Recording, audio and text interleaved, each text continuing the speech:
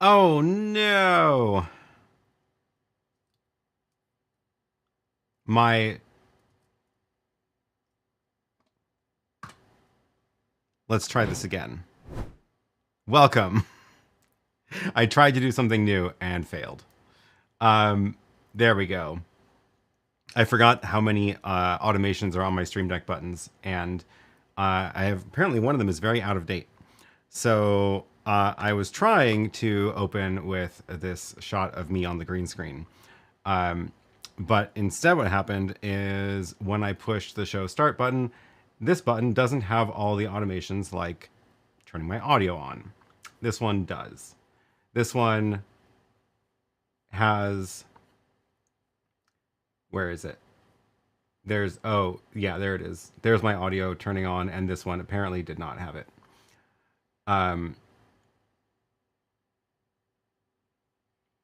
It's because I reconfigured my audio since I made that button.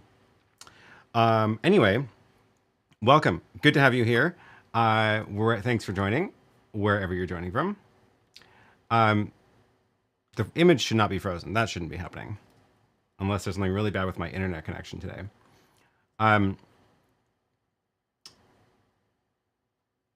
Okay.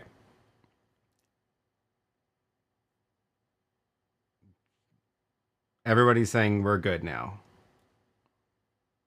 Oh, is the audio lip sync off in the green screen? Yeah, that is a good point. That is probably ever so slightly delayed compared to this one, which should look in sync. I'm gonna get rid of this though because that was just because I had a event I was doing last week, and I needed the green screen up because I didn't want this background. So I had just like a virtual background on for that, and it was all I had everything set up. I had to bring another light in to get the green screen a little bit better lit. Still not totally perfect, but it's just very cramped in here, so it's hard to do that. Okay, anyway, we're back.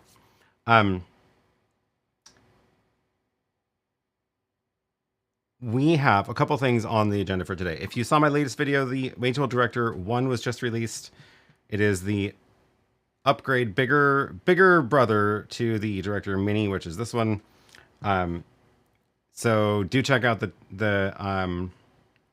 video on the channel about that. I did a quick update on what's new in this, what's the main differences, and the other cool thing we can talk about today is these little things. So this is the link for these are down in the description already. This is a new tally light system that it's called Companion Buddy. They sent me over a couple of these to show, and I got one of them set up, but I can walk through setting up the rest of them. They integrate with Companion. It's a very interesting system. Very well done. I'll show you how those work in a second. And of course, I need to pack. So I've got to decide what I'm bringing on this next trip and decide what streaming gear to bring and how we're going to do a live stream on the road. So, yeah. Was I using the Ultimate for the green screen or just the ATEM? So I wasn't doing anything fancy with the stream on during the event. I just needed a different background, and that seemed like the easiest way to do it. So I was using the ATEM as a capture card, but I was not doing any live switching in it. And the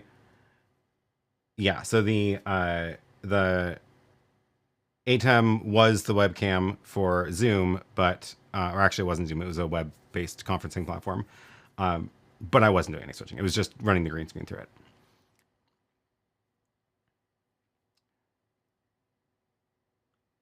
Will the second output make the Director One the presentation streaming box of choice?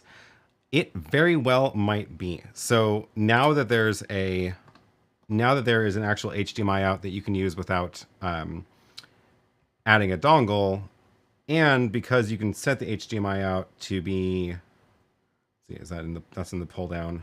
Where is it? There it is. External screen. So I can make the HDMI out be a loop of one of the inputs. So for the little presentation box that I need, then let's say I send my computer screen through HDMI 2 and my camera through that, I can send the computer back out through that to a projector or something in the room. So that's like, now it's really all in one. Is there anything the Director One does with bonding that the Mini can't do with a travel router? So other than the, think of this as like a bigger version of the Mini. So it doesn't actually do a lot of new things.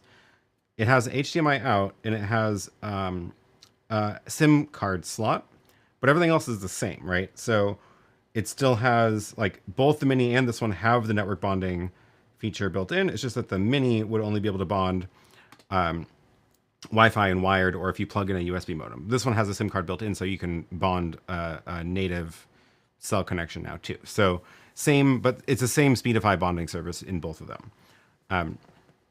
So yeah, okay.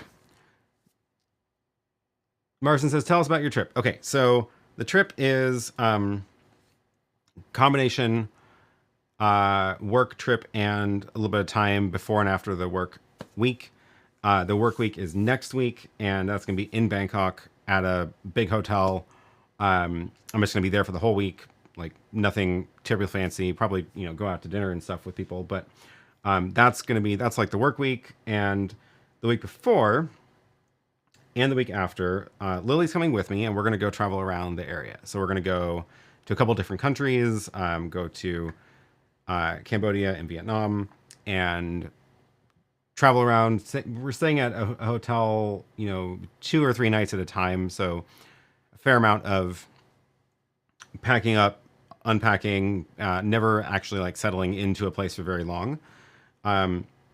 Because we're gone for so long, both of us didn't want to not do live streams the whole time. So her live stream is normally on Tuesdays, and we want to be able to do her live stream as well as mine. I'm going to have to find a different time because I am not willing to get up at midnight to do my live stream, which is now.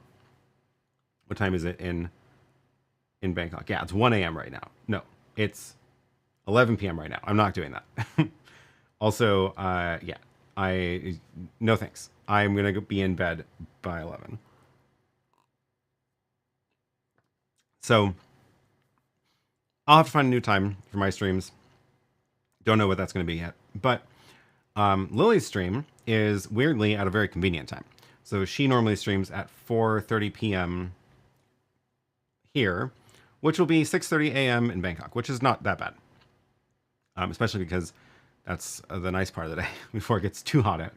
So, and her first stream on Tuesday is actually while we're between, not quite to the final destination, a lot of airplanes involved.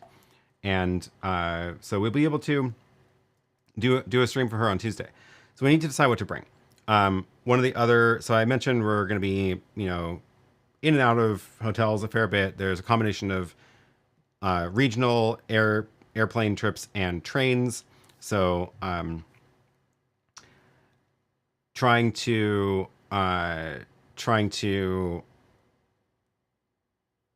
figure out what's the right amount of stuff to bring. On the regional airlines, they're, at least if you read the websites, pretty strict about luggage capacity. So the carry-on luggage is limited to 7 kilograms, which is basically how much my backpack weighs once I load it up with my laptop and iPad and camera and headphones and stuff.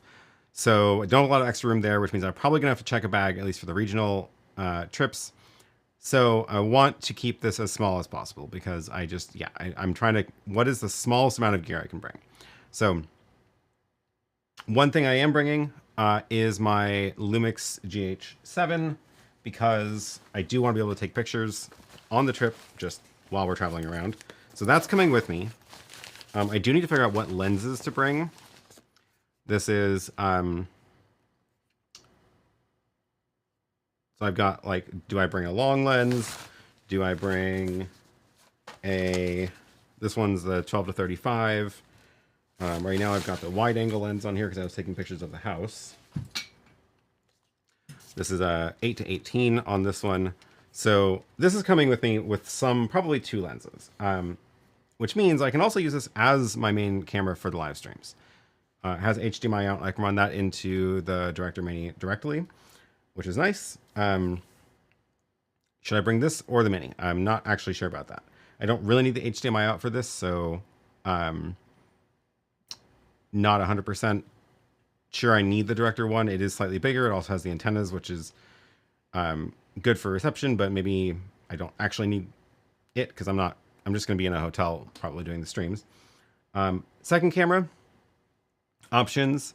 I'm probably going to bring this regardless of the live streaming just because it's a fun camera to have, but it also can be plugged in over a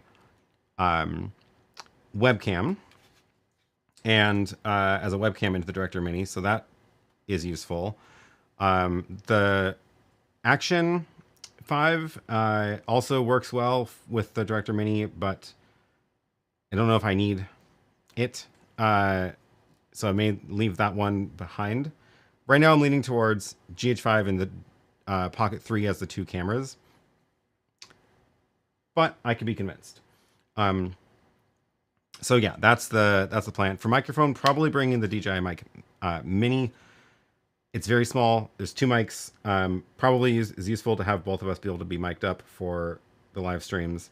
The receiver is the nice thing is that I could, if Lily wants to film on her phone, she can plug it into her phone because it has a lightning adapter. I can plug it into the Director Mini over USB or analog, or plug into the camera. It just gives me a lot of options. So that's what I'm thinking for the audio. 14 to 140. That would be a good lens. I don't have one of those. Does Lumix make one, or is it Olympus? But that would be a good lens. It's the Lumix one, but it's not the Leica, right? It's the, and it's too late for me now because I'm leaving in the morning. So unless it's same day delivery, it's not happening. This one. I'm actually kind of surprised I don't have that one. That's interesting. Too late now because I don't have it, and it can't come. If it can't come before 4 a.m., it's not happening. Sony's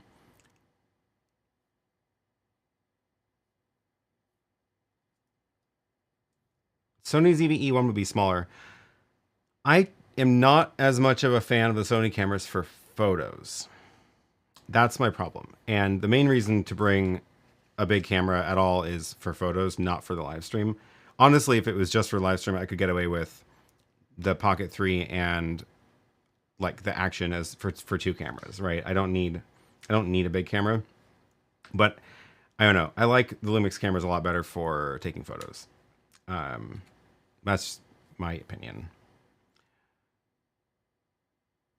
Matt's seriously looking at the Leica Q3 for the 14-week trip later this year.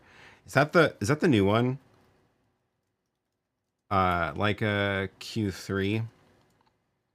Oh yeah. That is a spendy camera. Look at that. I have never bought a camera that's that expensive. The most expensive one is probably that I've ever bought is the GH7. The lens is okay-ish. There's 3 versions. Make sure not to get the first gen. Of the 14 to 140, well, I can't get it because it's not going to be able to come today.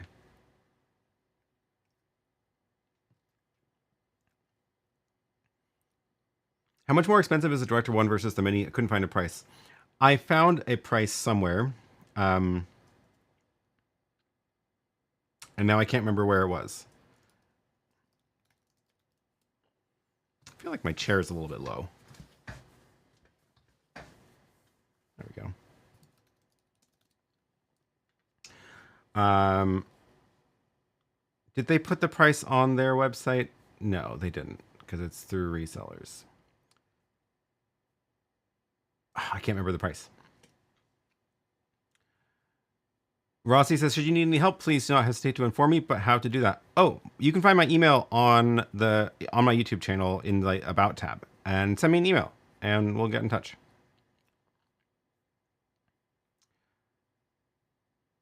Regarding the Director Mini update, the Director Utility app adds the external screen feature for iPad. If the duplicate screen is in use, you can use the iPad to control the Director device.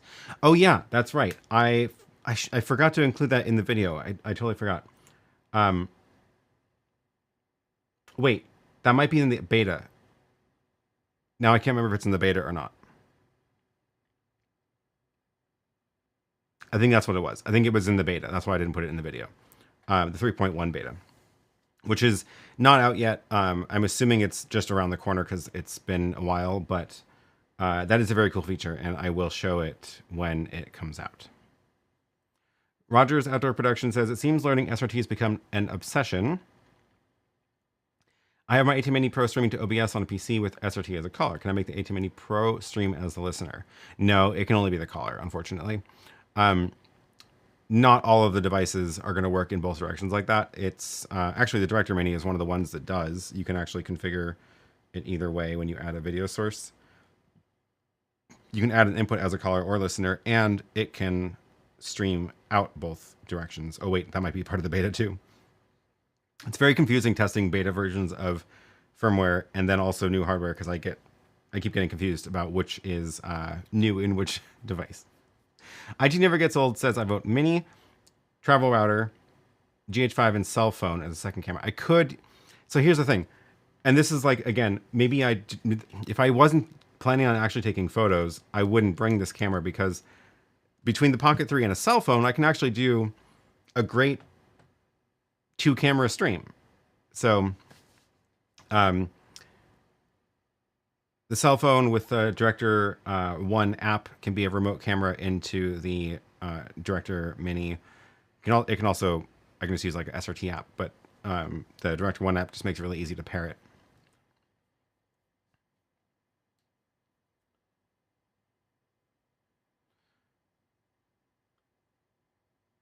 It's in the beta. Okay. Oh, did you post another post about this? Yeah.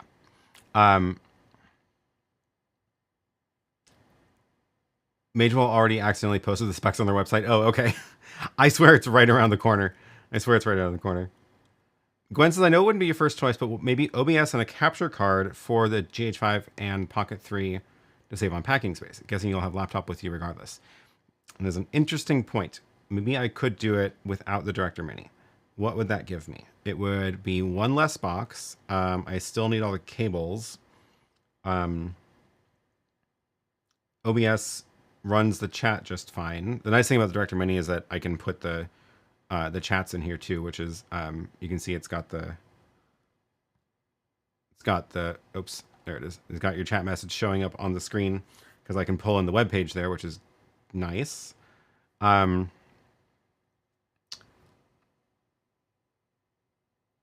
Could I just do it with OBS?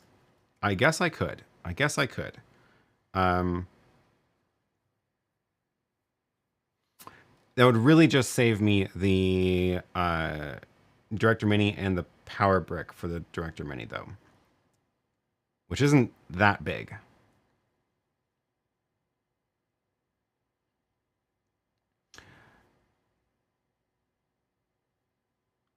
Do you know any switchers that the Pocket 3 might work with via USB? The Director Mini actually does. So yeah, I can plug in here. I can set this up. Where's my? Oh, let me get this light out of the way so I can have this shot back. This was lighting up a corner of the green screen that was too dark.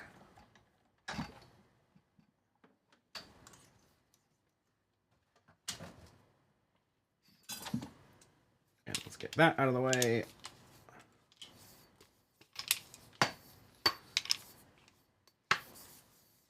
Okay. Director Mini or Pocket 3. So yeah, this, I need to find the USB cord, but should be somewhere. And then where did I put the little, there it is. This little tripod makes it stand on a table nicely. And now I need a USB. What can I grab for that? And this has USB, old USB, not new USB. I think I have one here. It's actually an interesting point. I'm kind of surprised that they didn't also take this opportunity to add USB-C for the inputs on the Director Mini. Director One, sorry. Okay, so with this, I can plug this in over USB. And then it should pop up in a second. Or maybe I think I have to add it. Add webcam, there it is. So this is the Pocket 3 over USB. And the angle is terrible because it's below my chin, but yeah.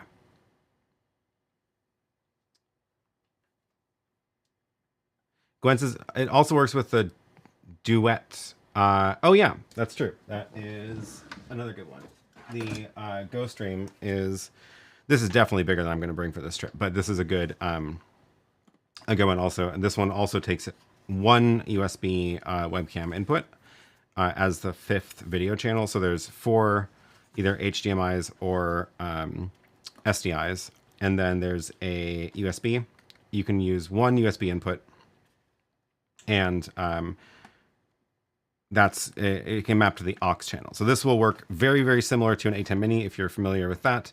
And it'll just give you a 5th input, which can either be an NDI or webcam or SD card video playback. So another good option for sure. Unfortunately, the Pocket 3 does not work with the Rodecaster video. Doesn't seem to have any input lag at all. Yeah, it's surprisingly good over USB. So this is it's probably a little bit out of sync just because didn't measure it for that, but the out of sync with this audio, but it's pretty well in sync internally. So yeah, almost no lag at all.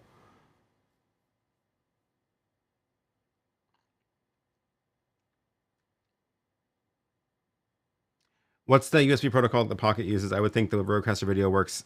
Yeah, so the Rodecaster Video only works with it's the uncompressed webcam. So, and the Pocket 3 does not support that. So.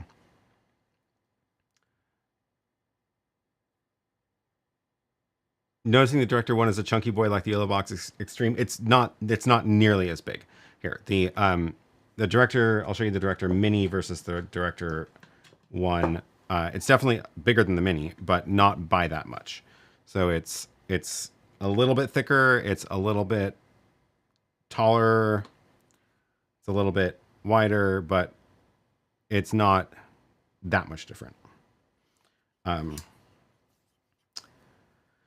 It's big enough that like the screen's a lot easier to use if you have big fingers, though. So there's that. Probably gonna go with the Mini just because it's so much smaller. Oh, the one downside. That's the other difference. The one downside of the Mini is that the fan is on the back, so you can't put it down like that. But the Director One does not have the fan outtake on the back. It's got it on the bottom here.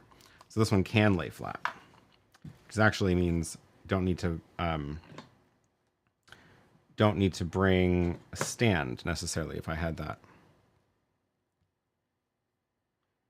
Matt says I run my Pocket 3 in vertical mode using the Ultra side by side with the overhead or a website. Oh yeah, that's a good idea too. Tiny 2 works with the Rodecaster Video. No way. I don't think I actually tested that combo yet. That's good to know. Whatever you do, keep it KISS method, small and simple. Yes. Could I get away with just OBS? What was that device again that has HDMI and SDI? So that is the OC Go Stream. I'll let me find the link to it. This one is it's the Go Stream Duet. The Duet is the one that has both. Okay, that link should be in the chat. The Duet is the one that has both the HDMI on the back like an ATEM and the original Go Stream. This one also adds SDI. So the way it works is each input can be configured. Each of the 4 can be mapped to either SDI or HDMI. So it's not an 8 input switcher, but it's you can choose whether each of the 4 channels should be grabbing from the SDI inputs or the HDMI inputs. Really, really useful because when you have a couple of long camera runs in a venue, you probably want SDI, but then you're gonna have like a laptop or something next to you, or you're inevitably gonna have some HDMI source. So the only HDMI or only SDI switchers is you're gonna have to have a converter. So that's nice that one can just do both. Can you compare the new Mini to the Ultra size-wise? Oh, the Director One. Oh my God, there's too many switchers. So here's the Director One compared to the Rodecaster Video. I grabbed this because it was on top of the YoloBox Ultra.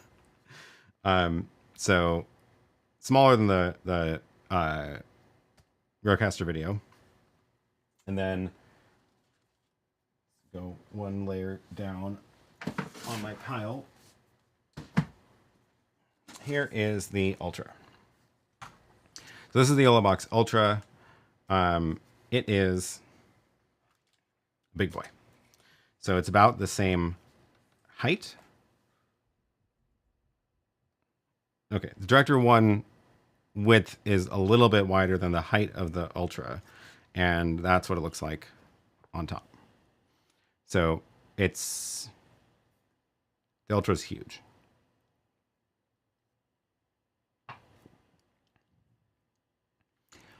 So you're saying I should sell my Rodecaster Video and go to Director? Not necessarily. They're very different devices, so it really depends on what you're doing, and whether you like touchscreen interfaces or prefer. There's a lot of differences. I'm not going to bring the Rodecaster Video with me on this trip because that would be ridiculous. But that's why I'm talking about the Director One for this trip, because it's just so much smaller. Do I carry all of this gear? Not all of it. I'm trying to figure out the one thing to bring.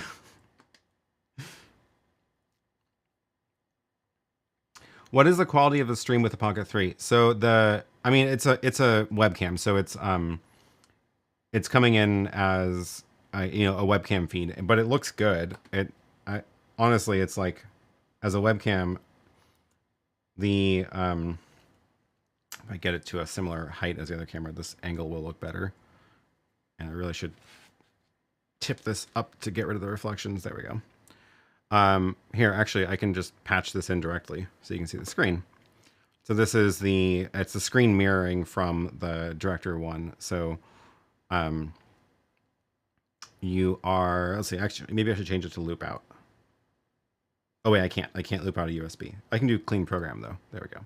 This is the program feed from the Director One, and I can switch between my main camera and then the Pocket 3. And now you can actually, this should give you a sense of the, oh wait, no, probably not audio delay, because if I don't actually know if the audio is in sync right now with my audio, because you're looking at the output of the screen, not the audio from the Director One. But if this is in sync, then this is a comparison of the Pocket 3. Definitely different colors compared to the Lumix camera that I normally use. Let's see, what kind of options do I have on here there's some level of exposure controls and stuff I can do on this. So it's set to auto, but I could darken the picture, I could brighten the picture. Let's see, let's go like that. I could go into manual mode, and I can set the shutter speed directly. And the ISO can be auto or manual. Ooh, wow. Let's try that. color. Oh, now it's sending a 10-bit flat log profile to the over the webcam. Let's go to normal. I do have white balance adjustment, so I can also manually change the white balance.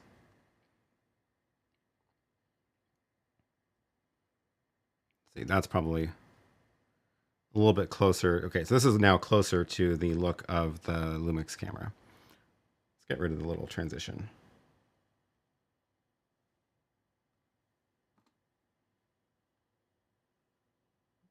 Switch settings, cut. And I really want that to be over here. Okay, now let's take a look at the output of the Pocket 3 through the Director Mini compared to my camera. It's a lot closer now that I've got manual controls on it. I think it's good enough. Definitely not as much depth of field, but I mean, that's to be expected from a tiny camera.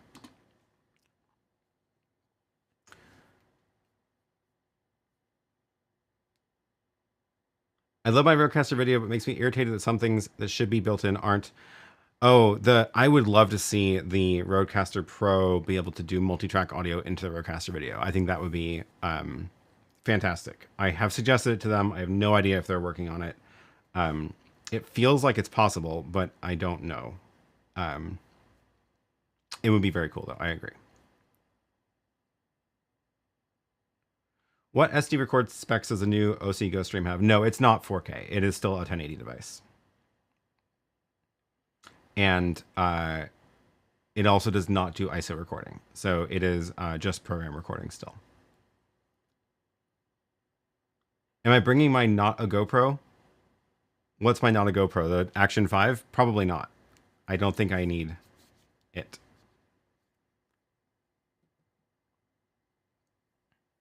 But one of the reasons I like the Pocket 3 is because it also does the fun moving time lapses, and it's just kind of cool.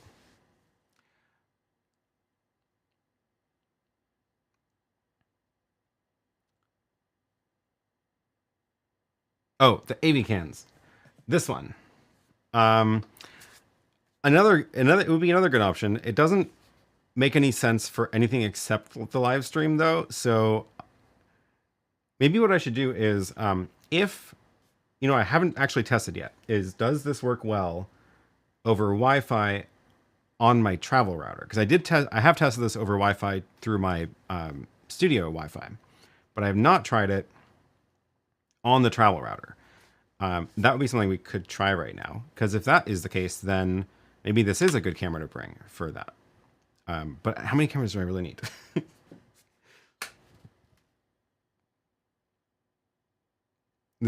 There's too many options. Also,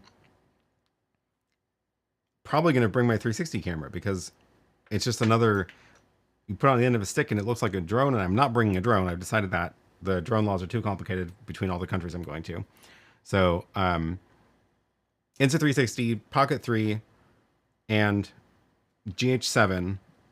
Already I have those. So it seems like I should just be able to use these for a live stream and not bring another camera just for the live streams. That's my thought. Matt says, thanks. No, the Extreme is huge. The Ultra is just right.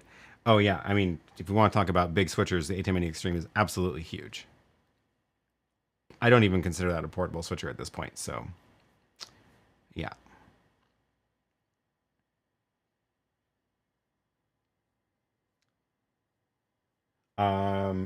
Should I boot up the travel router and see if we can get this thing, see if we can do an actual test over Wi-Fi? I also need to actually set up my VPN, make sure my VPN is set up right for this so I can get into my home network while on the road. Yeah, let's try this. The Dead Dads Club podcast says, are there any cool things coming to a future updates to the Rodecaster video? They just did a update with a bunch of good features. So I don't know what's coming next, but I will just say that their original feature list from before this was announced, the one that they showed me at the invite only event, does contain things that are not yet in the Rodecaster video. I can't say what they are, but there are things that they said they were planning on doing that are not shipped yet. So I assume that means we'll see more updates. Okay, this thing's booting up. I will plug in this thing over Ethernet to the Director One, because that is that eliminates one of the wireless connections in the hop, and that should make it more stable. And it's not outrageous to bring a Ethernet cable because they're not that big. So let's swap that.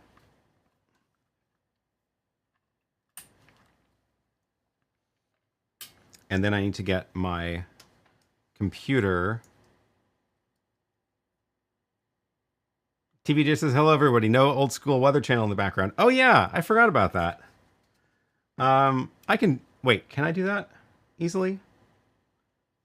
I think I can do that. I totally forgot about that. That was a really cool thing. Let me pull that up. There was a link in the members Discord, right?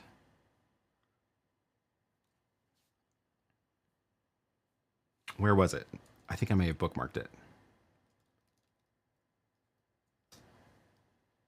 There we go. Okay. Widescreen. The problem is I need an extra... That's the problem. I need an extra screen for this. Oh, maybe I can AirPlay my screen mirror to the Apple TV. And then use it as a second monitor and put this up on the other monitor. Where is it? There it is. That'll work. And then I can put on the TV, I can put the Apple TV back there. Ha ha ha. Full screen that window. Full screen that window. Oh, why is it not big?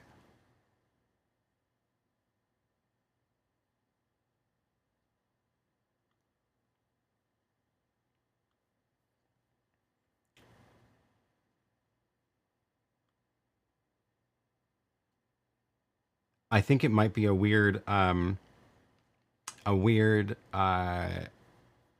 resolution issue. Let's try this again. There it goes. Okay. Now we've got WeatherStar 4000 up in the background. How do I make it auto rotate? There's a little play button down here. There we go.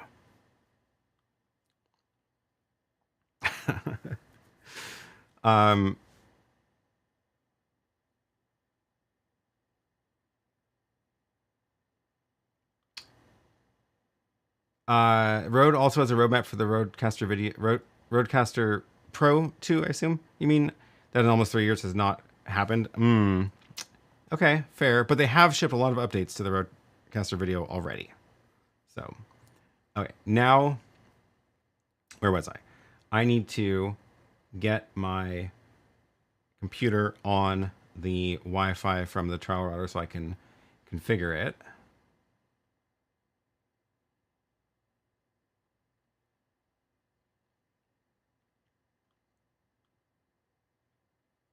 Why is it not popping up yet? Is it still booting up? It's taking a long time. Okay.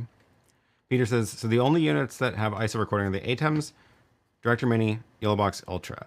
The Director Mini, I would not actually call it ISO recording. The Director Mini has 2 encoders, so you can record 2 streams. You can't record all of the inputs. YoloBox Ultra is closer to ISO recording. I believe it doesn't record there's something that doesn't get recorded. Like I think it might be the webcams, but only the HDMIs. The ATEMs are all HDMI or SDI, so that's most pure ISO recording. Come on, turn on.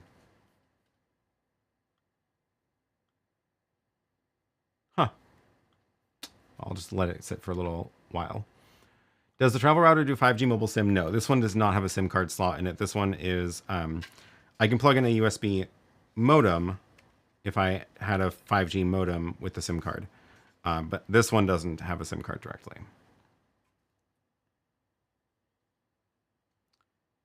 What kind of processor does the Rodecaster Video use? It is a combination of, I can't remember the actual processor. I don't actually know if they shared the exact processor spec, but it's a combination of CPU and dedicated GPUs on the box. So it's like a mix of CPU software based and also video processing hardware. It is definitely, it's a unique thing compared to like the Director Mini and the YoloBox are basically like more or less traditional Android devices. So it's like a regular Qualcomm CPU built with like a regular Android architecture. And then the ATEM is like full FPGA, not really a CPU other than for the control circuitry. And the Rodecaster Video is like a very interesting combination of the two. Does the GoStream Duet have a super source? Yes, kind of. It's not, it doesn't work exactly the same way as the ATEM, but you can do super source like layouts on it. Actually, the video that I did about a recent video that I have should go through a pretty good demonstration of how to set that up. Let me find it. It is, yeah, the full overview should go through it, but also the one for filming small conferences. I talk about doing that side-by-side layout. I'll drop this link in the chat.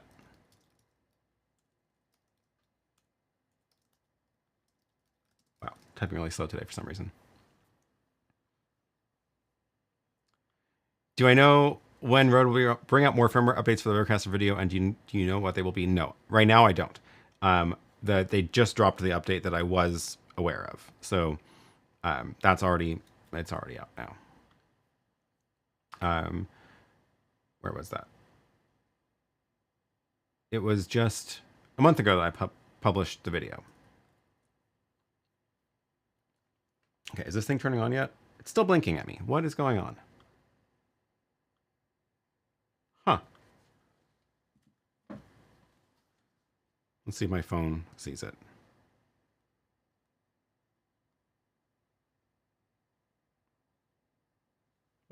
What's wrong with my little... Does this thing see it? It does. This one sees it. Did I turn off Wi-Fi on it for some reason?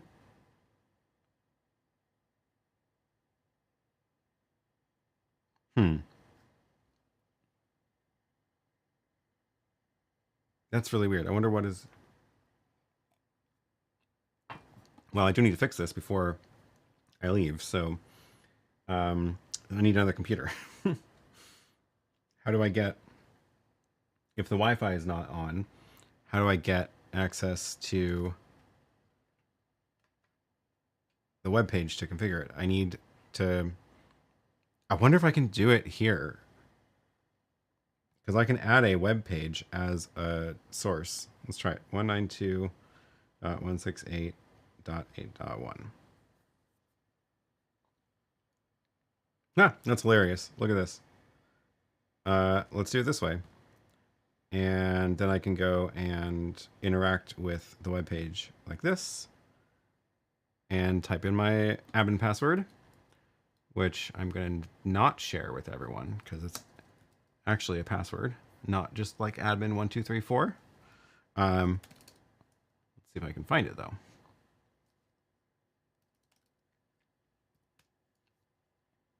How long is the password? It's kind of long. Okay.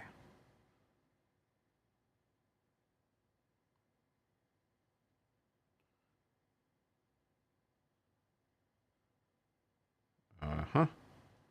Mm-hmm. Try not to sub-vocalize the password as I type it out. Not that you could really do anything with it. Ah, look at that. That's hilarious. I was able to get into the admin interface of the router through the Director Mini. That is a good trick to know. Okay. Why? I just turned off Wi-Fi apparently. Why did I do that?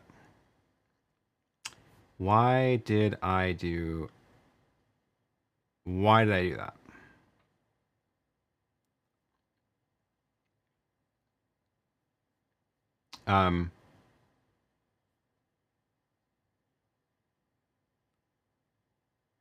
What was I doing with this? Doing something that required no Wi-Fi. I'm going to turn it back on. I think it's not going to hurt anything.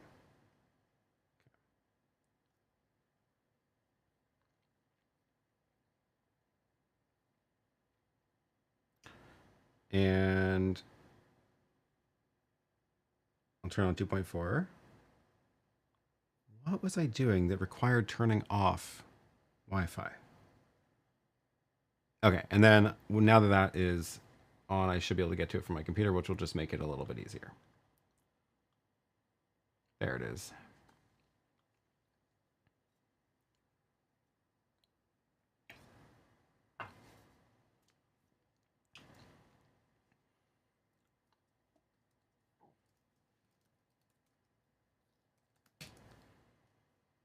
Yes. And now I'm in it on my computer. Great. So VPN. No. Applications. Tailscale. Oh yeah, this thing needs internet. I'm going to give it internet to my... I guess I'll wire it for now. Because it's just faster. Okay, what was I trying to do? The whole point of this was to test the AV cans over Wi-Fi. That's what it was. So I need to get this thing on the travel Wi-Fi. The Director Mini is already on the travel router. So then we try to see if we get that camera to work wirelessly. We'll see how it does. So, okay, that means I need to get the app running for this. And the Apple TV is busy doing that, so I can't share the screen now.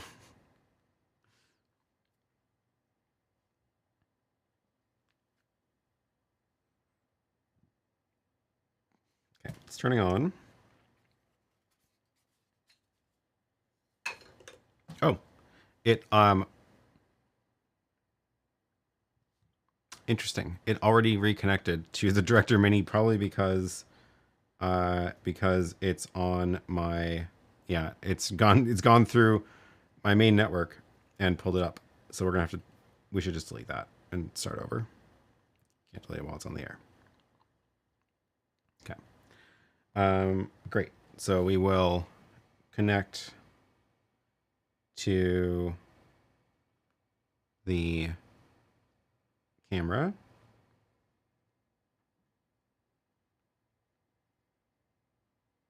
And then we can do the setup and give it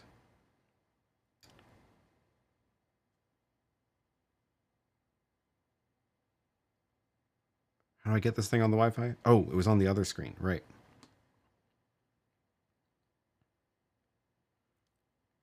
I have to get my phone on my travel router first in order to do this. That's right.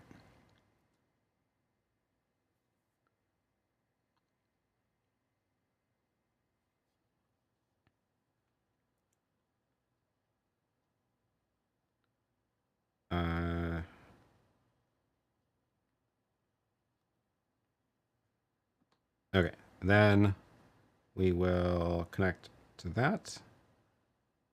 And then we should see it pop up. Yep, it looks like it disconnected from my Pro Convert. And configuring the network, and I see it popped up in the travel router as unknown, so that's good.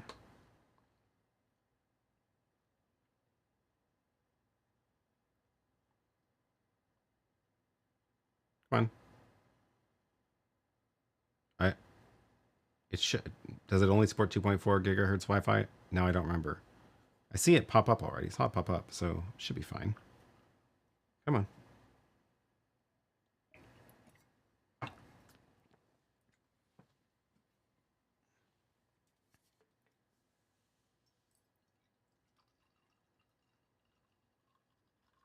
Well, this is not a good sign. This is why we test.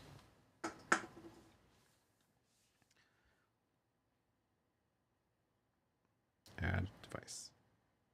Configuring Bluetooth. There it goes. Okay. Not great. Let's see. Let's grab the IP address. 192.168.8.232. So now we can go back into the Director Mini, add an SRT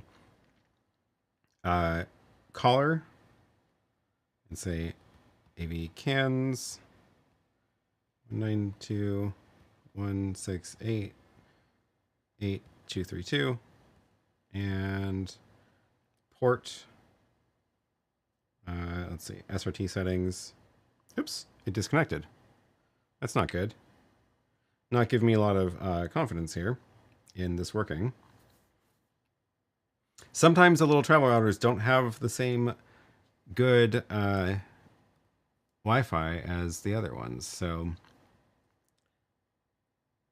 okay, now it's connected again. This looks better.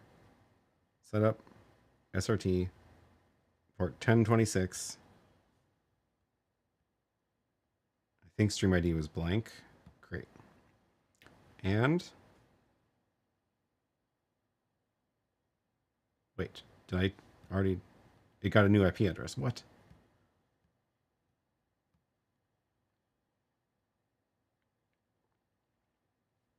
Is it going to work? Oops. Jeez. The power button is in the spot that I want to grab this. It's not pulling up the video feed. This may not work well. 92168.8233, port 1026.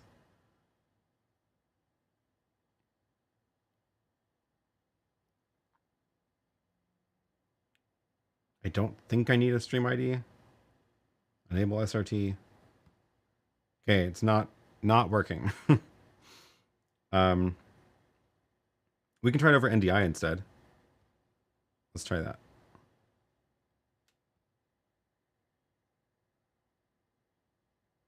Did I take off the lens cap? I did, yes. I already saw a picture from the camera a second ago. You can see it here, actually. Yeah. Let's see if it finds it over NDI. It did find it. Is it any good? No, it is not any good. Frozen. Okay. My brilliant plans to run this off the travel router Wi-Fi is not going well. So I think that means we're just going to abandon that and not bring it on the trip. It works great on my Wi-Fi that's like running with actual good antenna. Let me reconfigure the camera so that it goes back onto my main Wi-Fi because I like that it's automatic.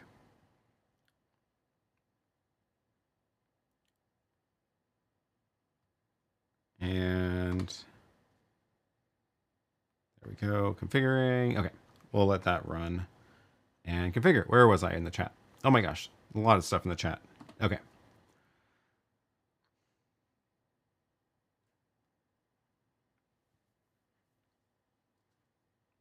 Yeah, now it's actually pulled up in my Pro Convert already, so it's back up and running on the building Wi-Fi just fine. Voice on the Move says, I have an iMac M1, need to bring in 3 cameras. Is there a reasonable solution? I saw a deck link, but now the problem is to buy a separate enclosure. I wanted to migrate to eCam. Yeah, you'll need it. If you want 3 cameras with eCam, you need a deck link card, and you need an enclosure for the deck link card. And that's what it takes. Oh, you could maybe also do it through multiple capture cards, which will be a lot cheaper, but it'll very much depend on the quality of the hub that you're connecting it to and how much bandwidth that has, because the capture cards each need their own bandwidth for the for to grab that video. Oh, I should put the weather on the Mac. Let me switch this around. Okay, TV gets the map, and the Mac gets the weather. Oh, it's very small, but it's cute. Yeah, there we go.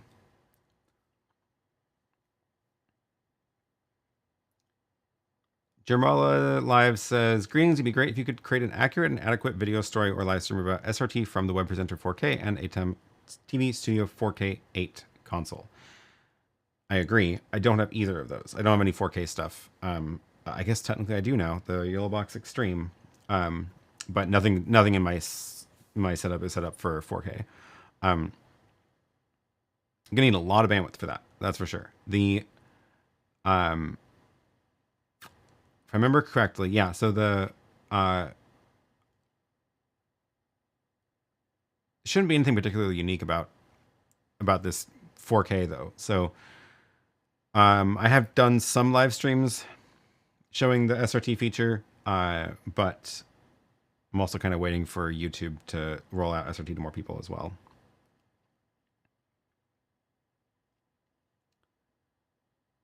Harmeisen says, thinking about the YoloBox Ultra for mobile live streaming, what are your thoughts about it? Greetings from Germany.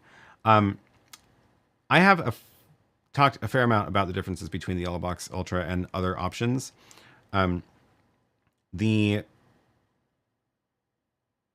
It depends on what you mean by mobile live streaming for one, because I'm talking about, for example, going on this trip where I would consider it mobile, but ultimately I'm going to be setting up a little desk, which is different concern than being mobile while live streaming, like running around on a boat, on a bike, running around on foot, or whatever.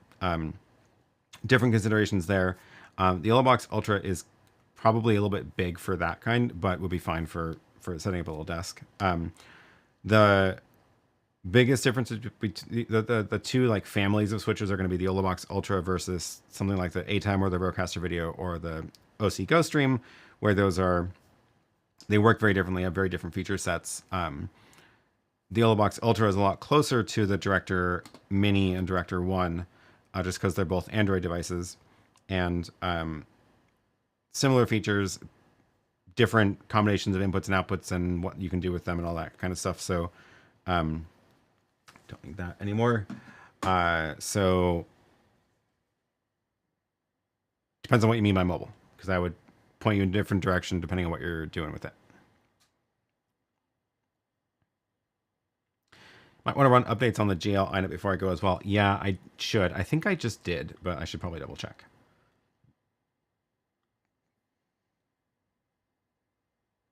Updated in December. It looks like it's up to date. Okay. Never good to share passwords or streams keys. Like me on a live stream. I've done it before. And then changed the stream keys. Any update on Unify in 2110? No, I haven't really had a chance to do much with that since the last time I shared anything.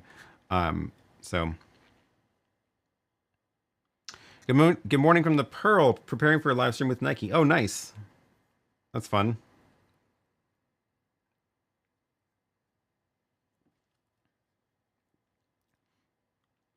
Wait, did you tell me to put the weather on the Mac before or after I did it? I didn't even see your message.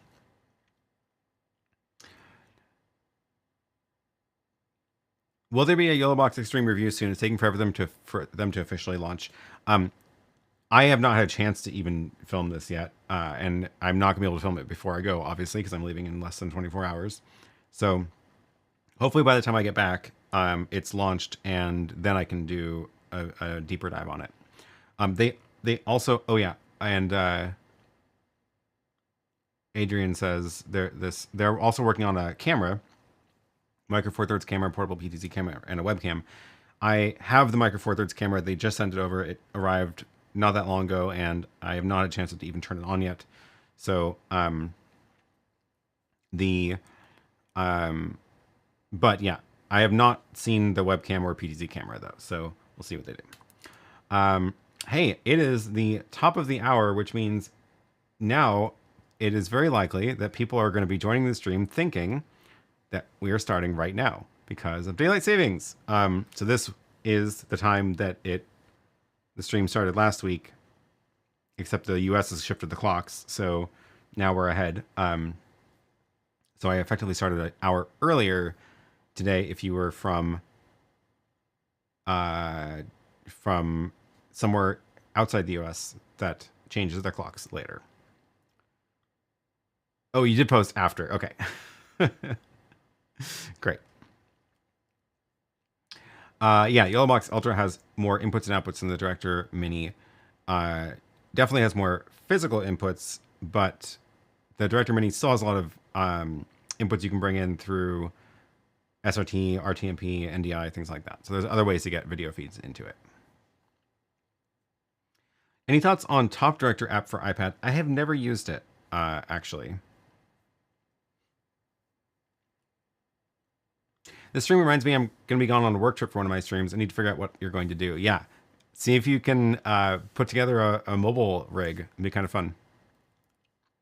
Peter says, regarding 3cam exam setup. What's an exam setup? Interesting alternative would be setting a cheap switcher and feeding that into Ecamm and doing graphics and stuff. In Ecamm, then you need to deal with an enclosure. Oh, Ecamm setup. Yes. So getting 3 cameras into Ecamm requires 3 capture cards or a deck link card. And the alternative is exactly this, of get a switcher like ATEM, original ATEM Mini or the OC Go Stream, just to switch cameras, but not to do anything else. And then Ecamm will see 1 camera, then do everything else in Ecamm. Do your graphics and streaming and whatever else. So the downside is that, so Ecamm would be only seeing 1 camera. It'd be the external switcher. So it's a good way to like offload a lot of the heavy lifting of dealing with multiple video streams coming into the camera, into Ecamm. So definitely a good option. And it's going to be a lot easier to do that and cheaper than getting a deck link and an enclosure, or dealing with 3 capture cards. And yeah. Matt says, I still don't see why the push for 4K. It's so much of everything. I don't see the need for 99% of the time. I 100% agree. There are very few cases where it's actually going to make a difference. There's so many things that are going to make a difference in the stream before 4K makes a difference. Like things like multiple cameras, good lighting, good sound, animations and graphics, like just so many things that you can do to improve your live streams. More than going to 4K will improve your live streams.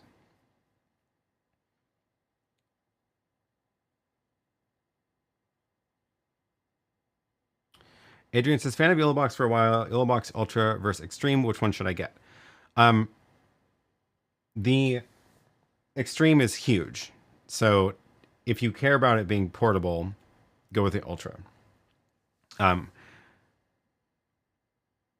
It's huge. It's like, it's a monster. It is very cool that it has 8 inputs, but the it's massive. I don't know where my Ultra went. For comparison. There it is. Gosh. That's the Ultra in a cage. Compared to the Extreme. So do you actually need all the inputs? Maybe, maybe not. Remember, you can also bring in inputs into this over SRT and NDI and things like that. So you don't even necessarily, even though the Ultra has only 4 inputs, you can get more than 4 video feeds into the Ultra. So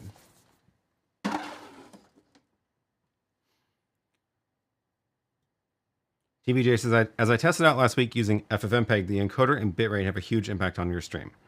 Yeah, totally. Very few cases where 4K matters. Yes, I 100% agree. Honestly, 1080 barely matters. here's an example. If I share my screen with you, my screen is 1920 by 1080 on my monitor that I'm looking at. And when I do this, you're seeing it shrunk down a little bit. So now every pixel on the screen is slightly smaller than a pixel on there. Now, if I go to the computer full screen, you see 1-to-1 pixels of what's on my screen versus what's on your screen.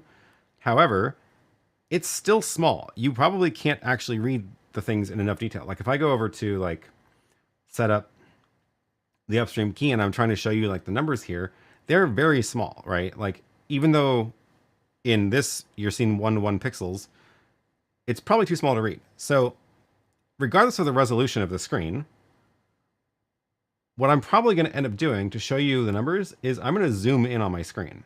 That way I can be like, oh, we're trying to get this position adjusted so that you can see, you know, we can actually show you the numbers. And now 1 pixel on my screen is like, you know, 5 pixels wide on the live stream because it's blown up.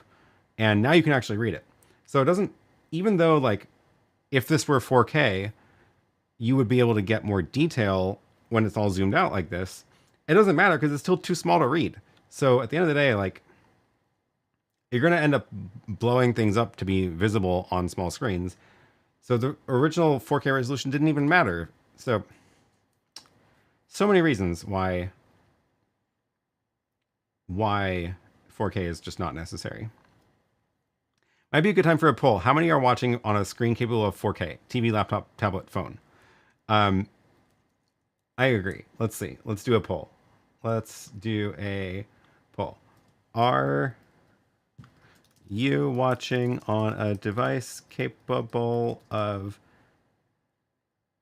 viewing full 4K resolution? Yes or no? Okay, you should see that pop up in a second. 4K streams seem like more like a flex people do just to say they can versus anything necessary. 100%. 100%. It is, yeah, it's a challenge. And so it's fun. It's a fun challenge. Nothing wrong with that. Nothing wrong with trying to push the limits, but it's definitely not necessary. Brad says, you mentioning things to improve before worrying about 4K reminded me of something. I'm using a new Mac Mini, have OG ATEM Mini and Rode Duo. Also, 2 Camlink 4K USB cards. Mac OBS is overwhelming. Another good point. Sometimes just the workflow of what you're setting up, of what you are using, is something you can improve before you even need to bother with improving the resolution.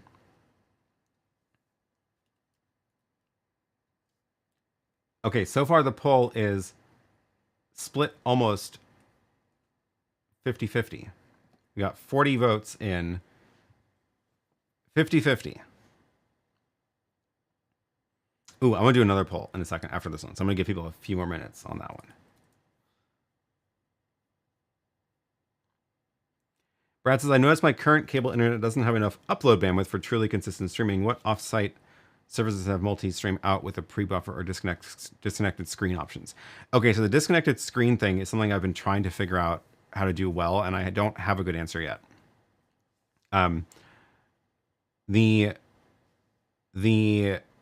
What I would like to find is a good solution for pushing a stream to some service where if the feed drops, it falls back to a still image or maybe a video clip. And there's a couple different ways I've tried doing this, but I don't have like a solid answer for it yet. Certainly not something easy. Because a lot of the things are going to be like, they're not going to want to treat the disappeared video as like transparent, if that makes sense.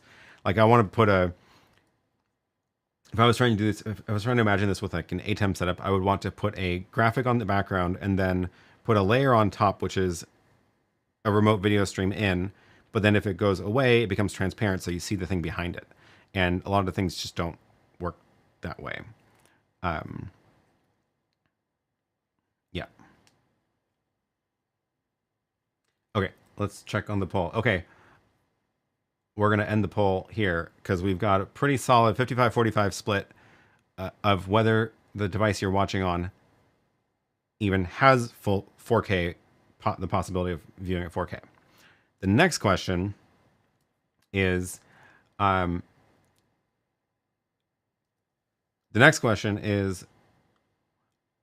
very curious, what is the physical size of the thing you are watching this live stream on right now?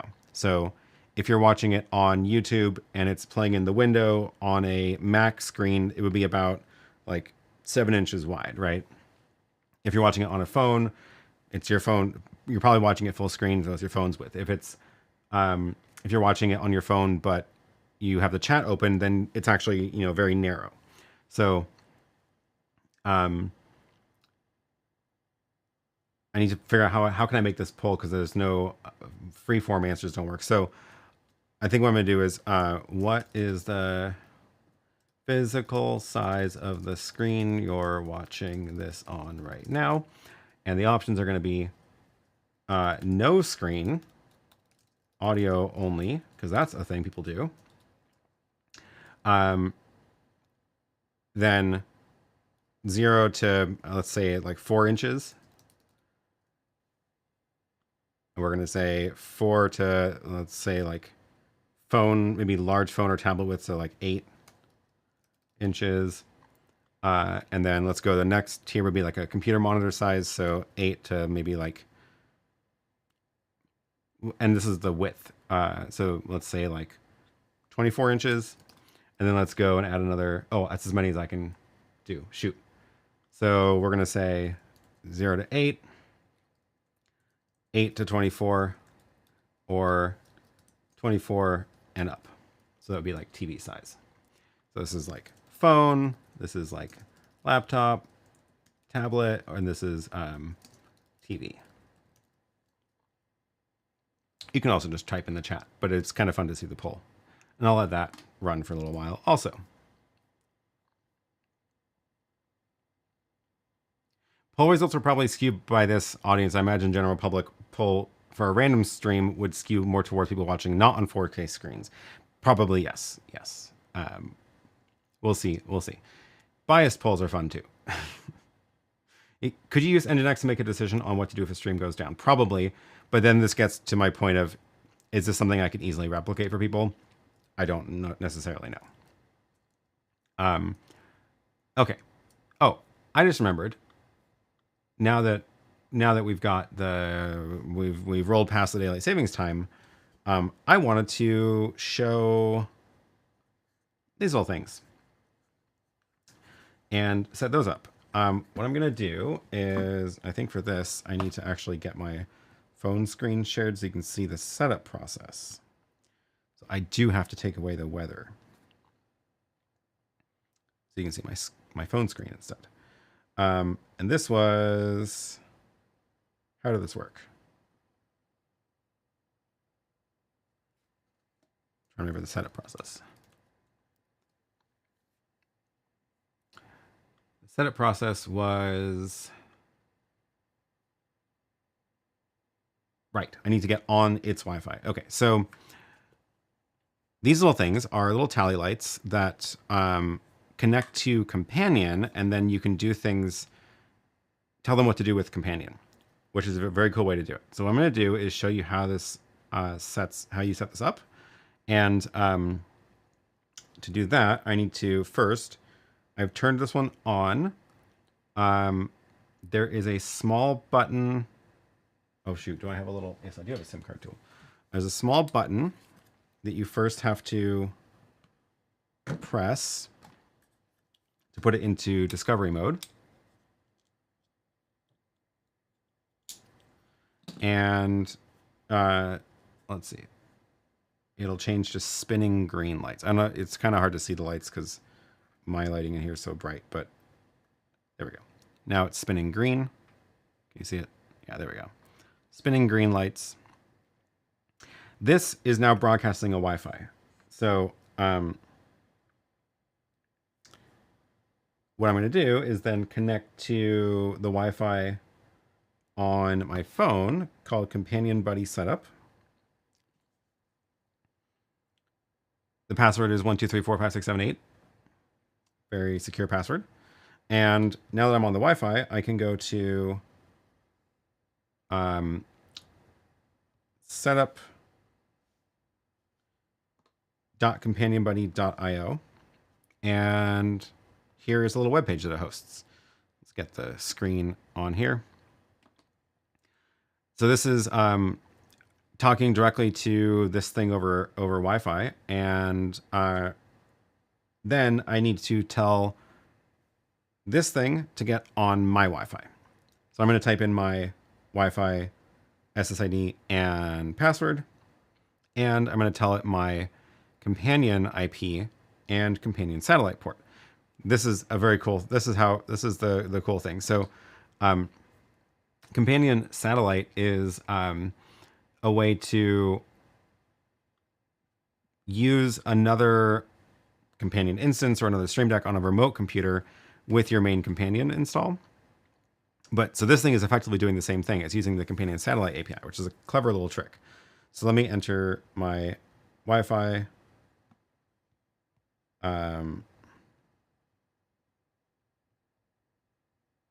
Hope I entered that right. And then companion IP. So this is, right now I have companion running on my Mac. So it is 10, 11, 7777. And the, let's see, companion satellite is turned on, and I can find the port in companion here. Companion satellite port is, I think this is just the default because it's already defaulted to that in the setup page. And we'll click save. Send it, success. And then this thing is now spinning blue. And it should. Ah, there it goes. Okay, stop spinning, which means it got onto my Wi-Fi, and we should see it pop up in companion. That's the one. So check this out. Now that I have this connected, I can tell it which companion button it should essentially copy from. So if I think about like, probably what I'm going to do is I want to go and actually make a new page just for the tally buttons. So let's go make a new page for this. Here's, so here's, I just dragged this button in from the preset, but I could change it if I wanted to. I could like actually change the background color. But let's say this is button, what is this? Page 54, 02. So row 0, column 2. So if I go back into the surface and go to that companion buddy, the page is 54. Horizontal offset is 2, and the vertical offset is 0. And then I can change the brightness. They did mention that it might overheat if it's too bright, so I'm going to turn it down a little bit. And we'll close. Now check this out. Oh, the color is, I need to adjust the lighting when I do this.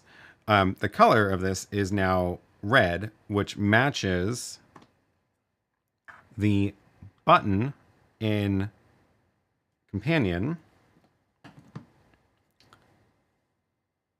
for, let's see if I can get this somewhere that looks, maybe if I shine it on my shirt, you can see it. You can kind of see it. So this button is red, which means this light is now red. And if I change the background color of this button, then the tally light changes. Look at that. So essentially whatever the background color is of this button, this now will reflect it. So if I wanted to make the background color based on which camera is active, I can do that. I can also make the, let's go into feedback here. Whatever the feedback is will affect the color, right? So let's take that one off, and let's, instead of it being which camera is live. Let's say it's streaming on, on air. No, what's it called? Stream ATEM SDI streaming active. So if it's streaming, then it'll be green. And if I'm not streaming, it'll be black. So I can use it for anything now. Like anything that I want to make this thing respond to, I just set the feedback in Companion to adjust the background color. It's a very clever way to do it. I think it's really smart. Link for this is down below. So yeah, USB-C power. They have two versions. One has a threaded tripod screw on the back. The other one's just this little puck. I'm not sure how you mount the one without the tripod screw, but the yeah. So now you can just like you can make them respond to cameras on air. You can make it respond to streaming status. You can make it respond to anything that Companion does. It's a smart way to do it.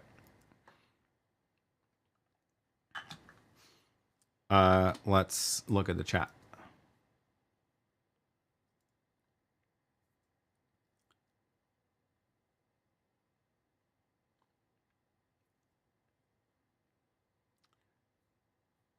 Well, where was I? There we go.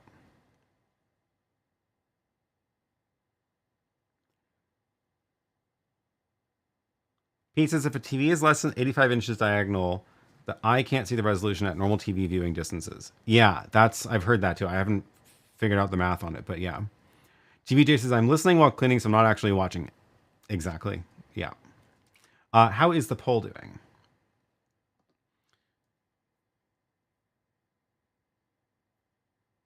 No screen, very few. Phone, 18%. Laptop, tablet, 34%. 24 inches plus TV. That is more people watching on TV than I was expecting, to be honest. Or large screen.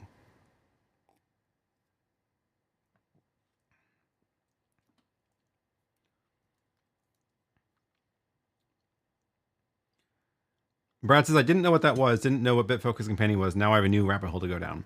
Yeah. Yes. David Joshua Ford did a deeper dive on Companion Buddy. Oh, did he already do that? I haven't caught up on his channel in a while.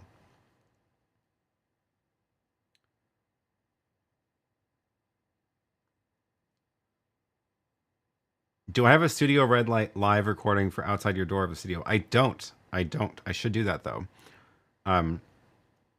This is a smart way to do it because then I don't need to, I can just tie it to a companion button. And then as long as the companion feedback is based on streaming status or whatever, it would just, yeah. Oh boy, you're in for it. Yes. Companion is a deep, deep rabbit hole. You mentioned something earlier about, being frustrated with OBS. I suspect even if you stick with OBS, you will be less frustrated once you start automating things with Companion. That is my suspicion. Oh, I need to bring back my weather. Oops, wrong one. Maybe I need another Apple TV. There we go. The little one is nice. Could see a use case for a larger one for the on-air door. Yeah, totally. YouTube tells me that about 20% of my viewers watch on a TV. Oh yeah, I forgot that I actually have actual stats from YouTube on that too. Let's go take a look at those. Somewhere in the analytics. It is, I think, in the audience tab. Let's see.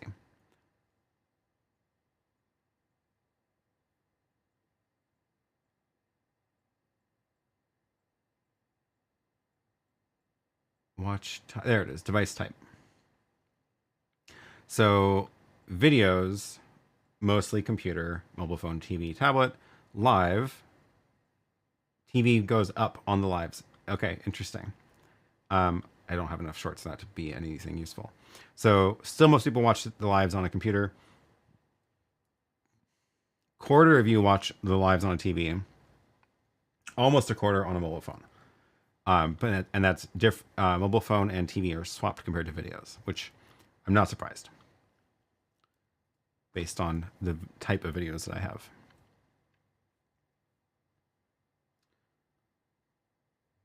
The stats are kind of fun to look through.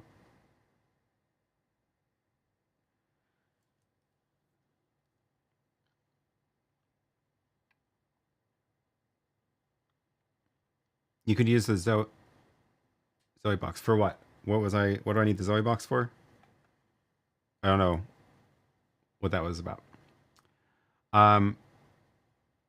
Good question from Nils. What's your opinion on security for AV devices? Default passwords should be a thing of the past, or at least they should be. The EU mandates secure passwords for routers. It's definitely a mess. I do think there's a difference between, I don't like it, but there's definitely a difference between default passwords for like your home router and like home security cameras and things that are like essentially you buy it, you set it up once, and then you basically never touch it again, right? I do think that is very, very different from things like the live streaming gear where you are going to be turning it on and off all the time, you reconfigure it all the time.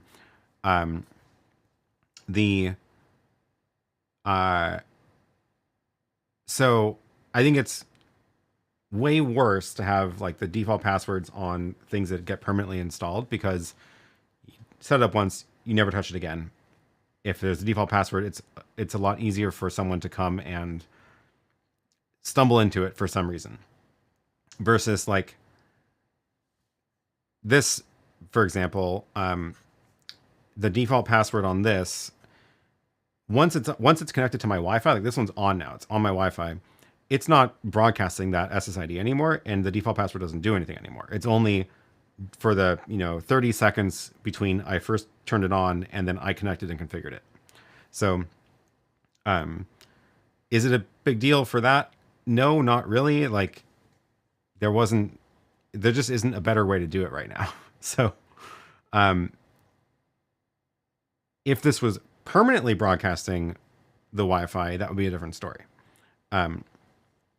Things like the Magewell Director Mini, actually, they do a good job of it ships the default password, but they make you change it like early on when you start setting it up. So that is this is, again, like I turn it on and off, so it's not like it's always running, but when it is on, I had to change the password, so now you can't even get into it if you were on my network. So the other thing is, like, a lot of these things are well, because of the state of how many of the AV devices either have default passwords or no passwords, like the ATEMs just don't have a password. It is very, very, very important that you do not put those devices on networks that you don't run. So this is why I talk about travel routers all the time, or at least having your own router. Of if you're going to some other venue, like, do not plug in your ATEM to like the building Ethernet jack. Make sure you have your own travel router there with you, make your own local network, and then nobody else can get into that network. So there's no password on the ATEM, but there's no way for anybody else to get into it because it's on your own network. And we're not going to change anytime soon how many of these devices get set up with no password or default passwords. But so that's why, like, for the foreseeable future, you're going to have a plan for bringing your own network into these things.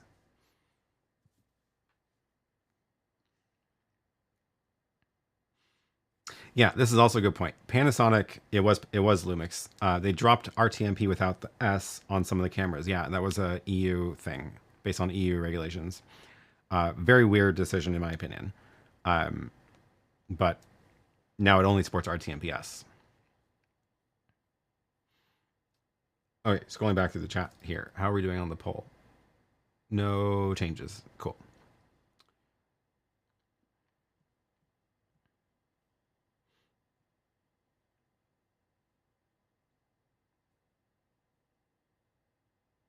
Uh,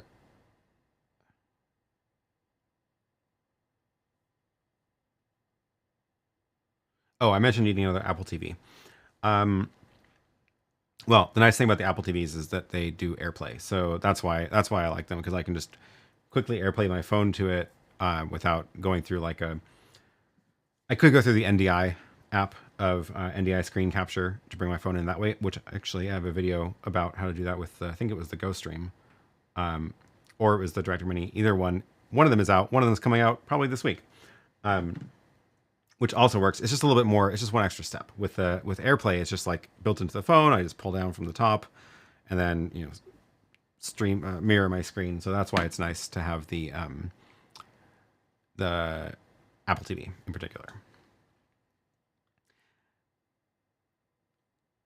Ulit's Technology says, "I'd like for you to try a 4K stream one Sunday."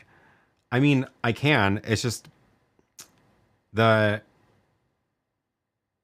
trick is, how would I even do this? Well, I have the YoloBox Extreme, so I could take HDMI out of my cameras, because they do have the cameras in the studio are 4K HDMI, but they're 1080p SDI. So with the 4K HDMI, I could take HDMI out of a couple of the cameras into the YoloBox Extreme and do the stream from that. I will try it at some point. It is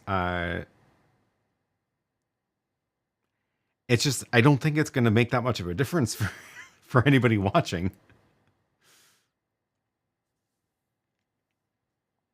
Bowles Promo says, "I'm frustrated. I bought a Director Mini. I can connect directly USB-C to HDMI from iPad Air, but not from any of the 4 hubs that have HDMI to HDMI. Wait.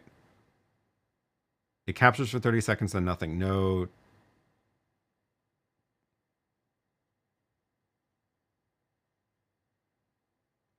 USB-C to HDMI cable from the iPad Air. Okay. But you have hubs that have HDMI?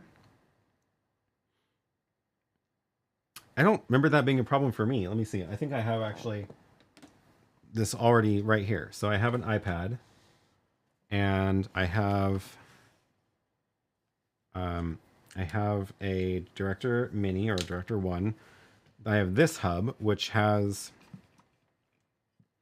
oh, the HDMI out is going to the switcher, so I'll swap that. And then I have HDMI cable. Let's go back out a little bit. So I should be able to, without, oops, that was the wrong one. Let's take that one out. HDMI 2. Let's see if I can replicate this. I don't remember this ever being a problem. So I'll take the HDMI out from the hub, USB-C, which is connected to this iPad. Man, my desk is getting really crowded. It was made a nice sound. I have seriously am considering, this is like a I don't know, small-ish desk. It's like 24 inches deep. Seriously considering getting a larger desk that is deeper, so that I can push these things back farther by like another foot, and then I get more table space in front of me, which could be very handy. Okay, so I have an iPad plugged into a dongle connected to Director Mini. Let's enter my passcode, and let's see if I can get the screen mirroring working. Oh, it doesn't even recognize the dongle right now. Let's plug that back in. Okay, now I see the little mirroring thing pop up over there. And unsupported format. Oh, and still unsupported. That's so interesting. I never thought about. I guess I've never actually tried that.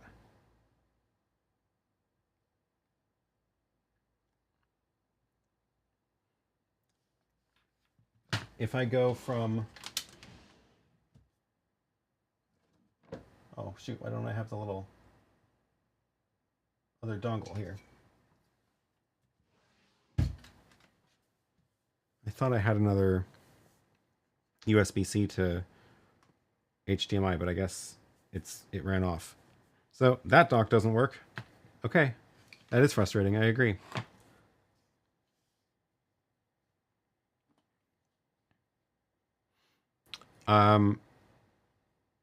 What is that? That one is a. Oh shoot! I have the link somewhere. I like it. I didn't. I normally use it running the. It works fine with the ATEM, but it apparently doesn't work with the Director Mini. But it is. Let me find the link to it. Am I going to be able to find the link? It was Uni. They have a few different versions. It is not showing up. There it is.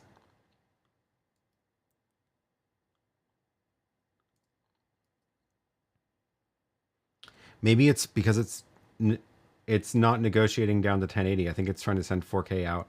I think that's what's going on. And there's no like option. There's no way to change it. But the link for that's in the chat. I like it generally. It has SD card slots, has USBs, Ethernet, charging input. Does not have USB-C inputs, but it does have 3 USB inputs.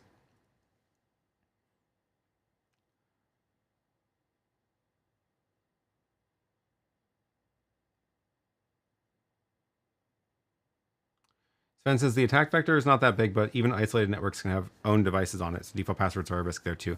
I mean, it really depends on what your threat model is, like everything.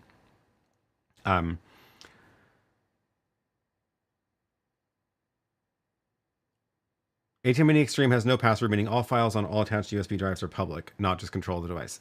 Very, very good point. Again, do not put your ATEM on somebody else's network, because yes, any USB drives that are connected, anybody can just mount it as a network drive and see what's on it.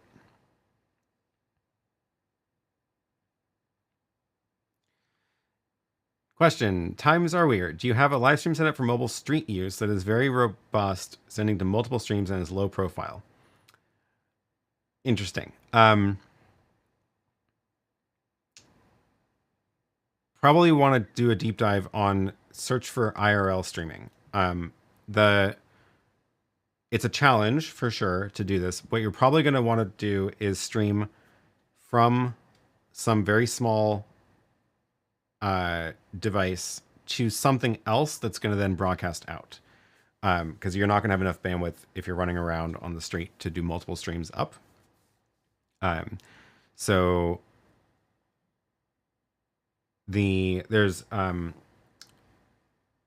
bunch of different ways to do it, but like some sort of encoder that's going to push to Lightstream Studio or a vMix instance on a cloud server, or if you have a stable home internet connection, you could stream to a box in your home internet that then pushes out to multiple platforms.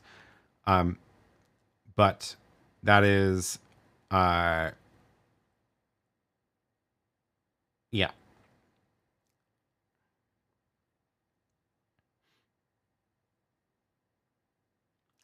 NXRD says the Director One flat on the table looks bad. Sending you a desktop stand for it next week. Great. Yeah, it is. And I have to tilt it up on this little cord, otherwise you get the reflections from the light.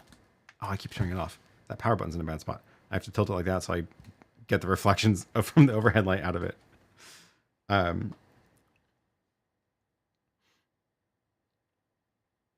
It was cool when you had the 2 sets, the regular and the demo table. I feel like it was awkward because it meant that, like,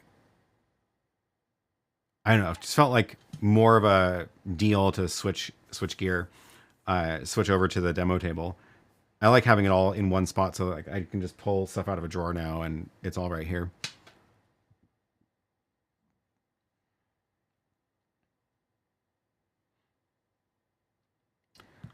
Looking at the Pocket 3 or the Tail Air to buy for vacation with the family, which would you bring? Ideally, I want to be able to use one on the Rodecaster video. No, the Pocket doesn't work. Tail Air, I I think the Pocket 3 is a better option for like just random filming stuff around if you're out and about. The Tail Air does have a battery and it does have a record button, but there's no like monitor on it, so you're not going to be able to really see what you're doing. The Pocket 3 is definitely going to be better for if you're actually just using it out and about filming.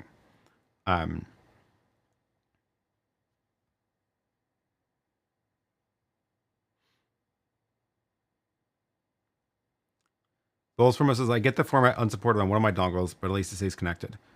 It's probably just a matter of finding the right dongle.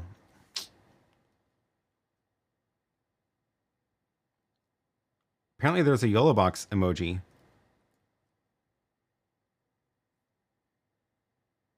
Oh, I did add that.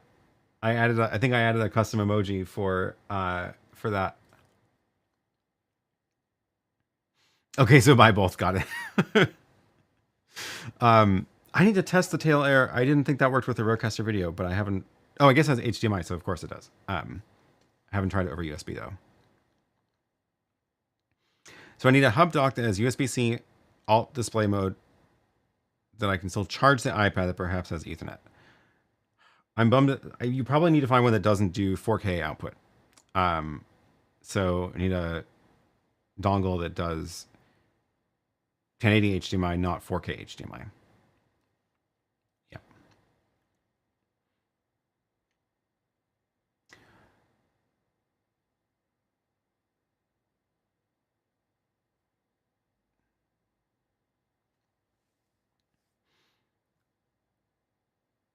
Okay. Have we reached a verdict on what I'm bringing? Let's see how this poll is doing. I guess I can end the poll. A few more people watching on no screen today.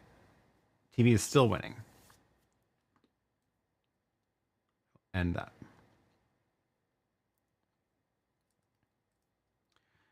You accidentally turning off the Director One reminds me of issues I have with the DJI mic. I've accidentally hit the touchscreen. It's just the right way to delete recordings. Oh no! I didn't even think you could delete recordings on it. That's crazy. Well, the good news is that this doesn't actually power it down. It just turns the screen off. So it's still actually doing everything, including mirroring the screen. Here, I can, if I switch over to duplicate screen, how can I show this? Oh, I have an idea. If I plug back in this overhead, then I can show you the Director One screen, and I can show you turning it off. And it's still on. The Director Mini is still on and still working. It's just the screen is off, which is actually kind of cool. But it is, I wish it was on the side because I keep wanting to grab this right at the power button. Oh well.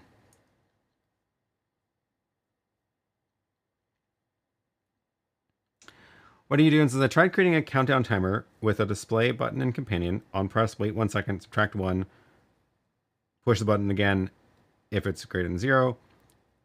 None of the operations do what I thought they should.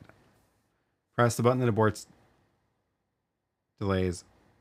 What am I missing? Interesting.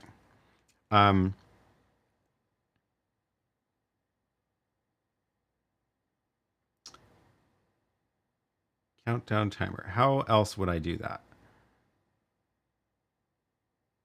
Is there a different way to do it? This seems like it should work. It seems like you're on the right track. I haven't actually tried it. Sven says, just arrived home and switched to the computer. How do I edit my answer in the poll? another good edge case. Okay. I should probably wrap this up instead of trying to go and instead of doing another rabbit hole on companion. Let's wrap this up. I think, have we reached the verdict on what I'm bringing though? I think it's going to be the Mini. I think it's going to be the Pocket 3 and the travel router. So the only like redundant, or the only special things I'm bringing for the live stream are the Director Mini and the travel router, although I might actually use the travel router also. One more time for dummies. You're saying 4K to HDMI. 4K into the Director Mini is a problem. My suspicion is that that is what's causing the unsupported signal error. I think. I wish I could send you the screenshot or the export. Well, I don't want to get into it in the live stream anyway, but you can because you are a channel member, which I see with your little banner here, which means you can post it in the Discord. And then we can get into it there. Lily's home. Have you solved what you're bringing? She wants to know if I've solved what I'm bringing for her live streams. I think it's gonna be the little Director Mini, and it's gonna be Osmo Pocket 3 and my big camera. And oh, you're bringing that? Well, I'm just bringing it for photos. Okay. Why don't you bring the Micro Four Thirds camera for photos? This is a Micro Four Thirds camera. It's just big. Okay. I could bring the one that you were going to take. Yeah. It's a lot smaller. It is a lot smaller. That's a beast. It is, but it's very nice. Okay. You make whatever choices you want. What camera should I bring? I want your subscribers' input on this. Okay. What's your criteria? Okay. My options are the DJI Pocket 2, but it's like 4 years old, and so the battery life is about an hour and 20 minutes. It's not amazing. And it's also the Pocket 2, so it doesn't have a very big screen, but I do really like it. And then if I bring that, should I also bring my Lumix, what is it? No, the Canon. The Canon. G7X Mark II. Yes. It's confusing because they all have G and 7 in them. And it does not have a microphone jack. And it doesn't have a microphone jack.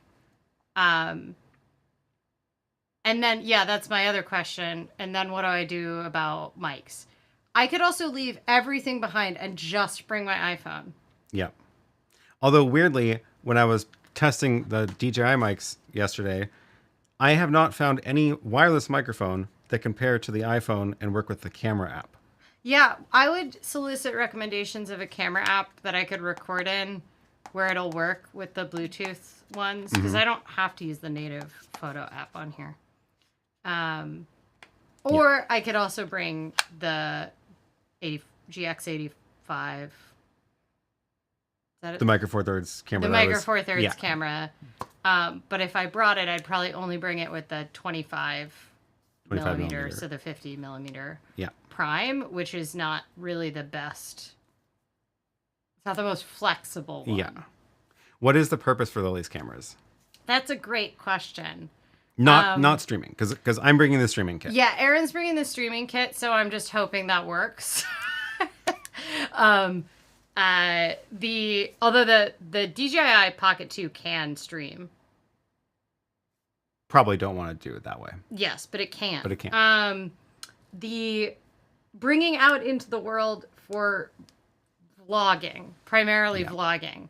But the reason I was considering the Micro Four Thirds was for mainly still photos. Yeah. But also, I have to get my bag down to 7 kilograms, and it's 8.82 right now. Yeah. Without the Micro Four Thirds camera in it. Yeah. Also, isn't the DJI Pocket 2 made in Thailand anyway? Can I just buy a battery there? I wonder if anybody does like street repair of it and we can get the battery swapped out. So did anybody answer? They say hi. Hi. I just came from work, by the way. That's why I just biked home from work. Matt says Lily's iPhone and the DJI Action 5, which is this one. No, see, that I like the auto tracking and I like the time lapses. Mm-hmm. So the Action 5 doesn't really work for me. The Osmo Pocket, I love doing moving time lapses, which is like its primary killer feature for me. I know. I do also have an iPhone gimbal, but it's kind of big. It's like a cheapo one from Amazon. It's one of those little like sitting auto tracking gimbals, and it does work quite well. It works for figure skating for me, but it's kind of big. Where in Thailand are we going? Mostly Bangkok in Thailand, right? Chiang Mai and Bangkok, and then we're gonna go down to the railway market as well. Right. Rode Wireless into the Rode Capture app. Wait, you don't have a Rode wireless? I do have a Rode. Oh my god. But I thought that doesn't. I thought it still requires the receiver to make that work. I don't think it The pairs. receiver, but no, but it has onboard recording too. Those The are the Rodes, ones, yeah. that's the ones we use at work. And so what's nice is you don't have to plug the receiver into the iPhone. You can Yeah, right. If you're going to sync it up because later.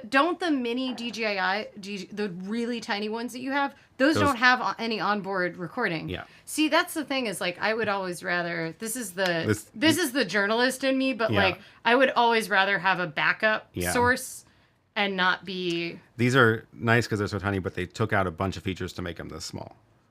And one of the features is the built-in recording. So apparently we should just go to Bangkok and buy everything.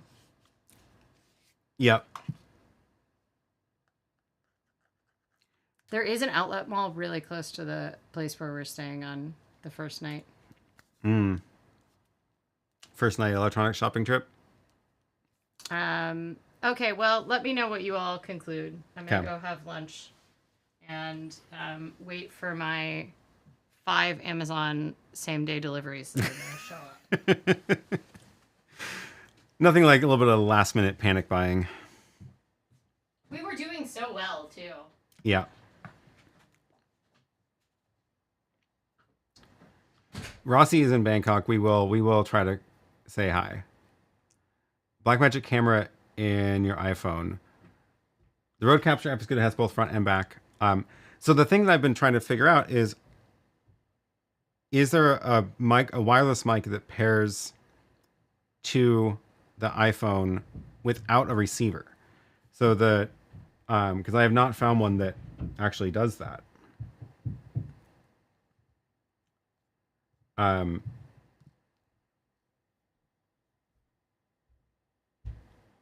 Bangkok has big fancy malls to get gear. Go to Train Market and Floating Market. Yeah, we are planning on going to those markets.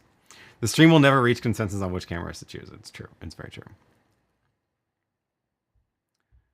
The Pocket 3 is much better than the Pocket 2. I agree, but I don't think she wants to spend more money on it.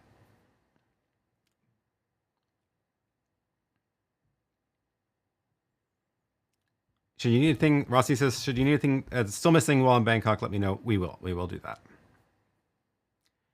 The DJI 2 does pair to the iPhone. So, okay. This is... Let's try this. The DJI Mini pairs to the iPhone, but then it doesn't do anything. But I swear... I think you're right. I think this one does. Let's turn this on. Is it charged? It is. And does it work with something like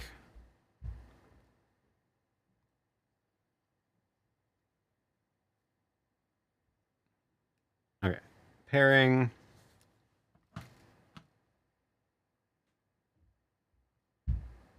DJI Mic 2. Okay, it's paired to my phone. But if I go into like the camera app, then this does not use the external microphone, but maybe if I go to the Blackmagic camera app, it will.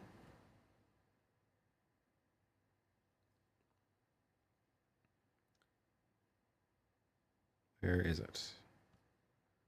Settings.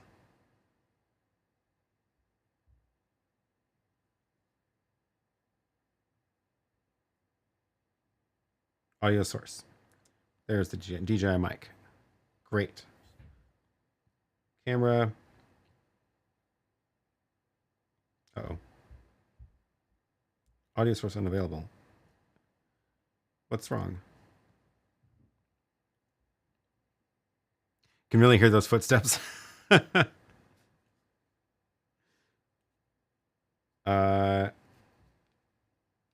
I pair this with the DJI Mimo app?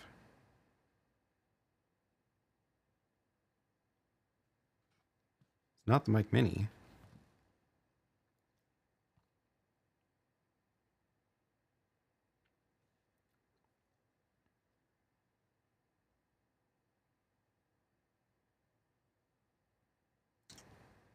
Huh. Where's this? I don't thought that paired so you could change settings. Now I'm getting it mixed up with the Mic Minis, I think.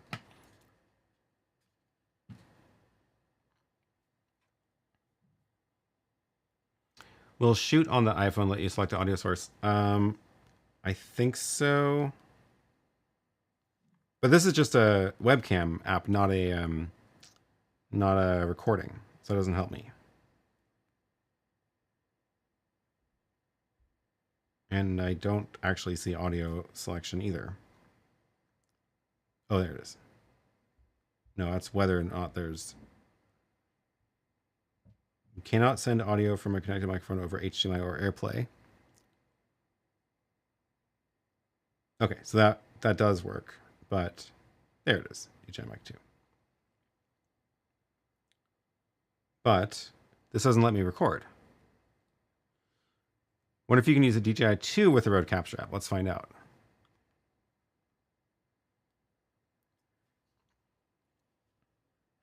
Okay, here's the Rode Capture.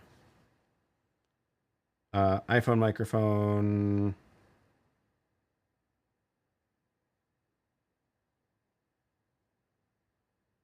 Discover compatible Rode mics. Oh.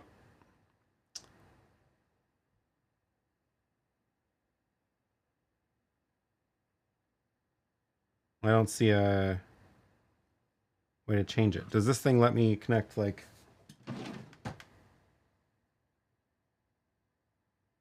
I swear this shouldn't be this complicated. Oh shoot, I think all my Rode mics are somewhere else. Yeah.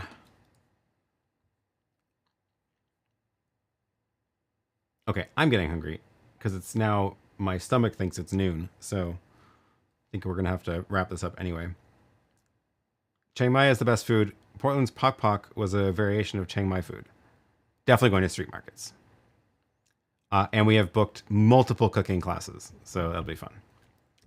How many Sundays will I be gone? A couple. A couple. So, yeah, for the next couple of weeks, it's going to be in a different time because I'm not doing an 11 p.m. stream. So we will... Some of the audio issues might be because of dumb things companies have to do to avoid violating patents. That seems very likely. That seems very likely.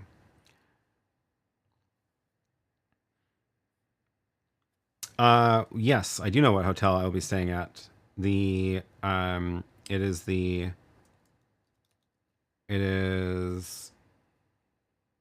main hotel for the event, which is the Bangkok Marriott Marquis, Queen's Park, which, as far as I can tell, is pretty central to everything.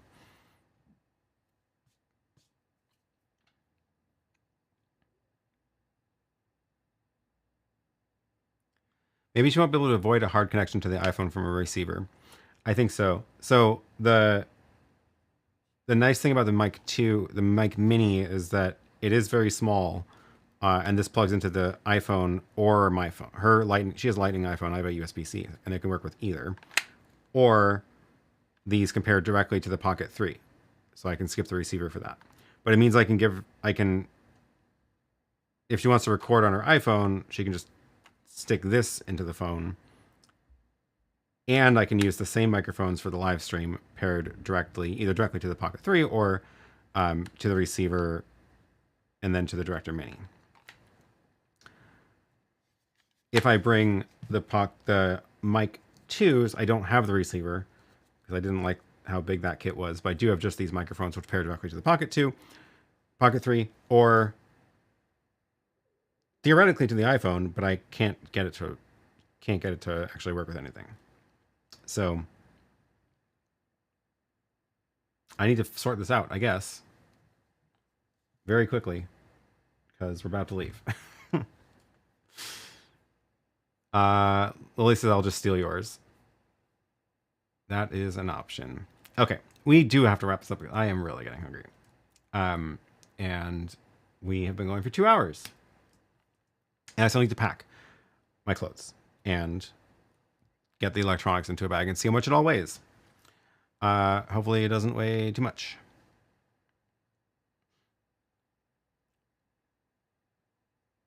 Gwen says Pocket 2 plus a power brick or just the phone and DJI mic. I'm already bringing. There's got to be a way to pair these things to the iPhone.